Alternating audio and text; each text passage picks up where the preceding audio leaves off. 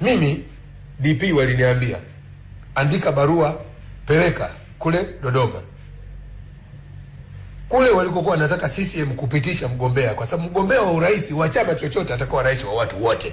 Kwa hiyo tunayo haki ya kuingilia popote pale, kupinga, kudhibiti kwa uzalendo. Tuliandika, tunayo taasisi sisi ya Liberty International Foundation, ni ya kimataifa, nashughulika sana huko Ulaya na wapi. Mpaka sasa tunaanza kutafuta ukweli juu ya kina Kagame kuuawa watu zaidi ya milioni 6. Hili swala hatuwezi kulinyamazia. Lakini hao watu ni Watusi, wanataka kujenga himaya ya Kitusi. Wanaamini kabisa kana kwamba Mungu aliwaumba wao kwa ajili ya kutawala. Lakini Wabantu wengine, sisi hasa Wahutu, waliumbwa kuwa watumwa wao. Kwa hiyo wanataka kutanua himaya yao watawale. Wanao maagent. Kongo wamemweka mtu ambaye ni Mtusi wa Rwanda, lakini wamempa jina la kabila. Ndio ukweli. Sisi tunapambana na hali hiyo, wanawaonea wa Kongo.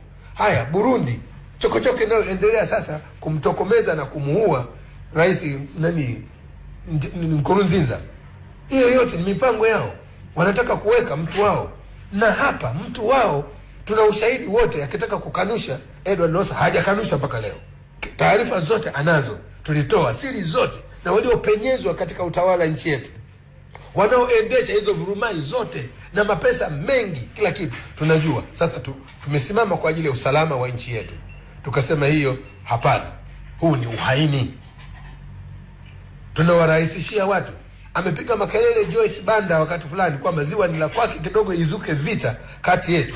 Lakini mpango hao watu ilikuwa majeshi yapitie mkoa wa Kigoma na Kagera, na mengine yapitie Zambia, alafu yaende kule yapitie Malawi, yapandishe ili wachukue nchi kama walivyochukua Kongo. Haya mambo ni makubwa, ni mazito, na watu wote, hata usalama wa taifa, wanajua kwamba anayejua, mtaalamu wa mambo haya, mwenye mtandao mpaka huko Rwanda na Uganda na kote, wanajua ni DP. Tunayo hiyo taasisi inafanya kazi hiyo. Kwa hiyo sisi tunasimama pia katika usalama wa nchi yetu, kulinda uhuru wetu. Mchango wetu ni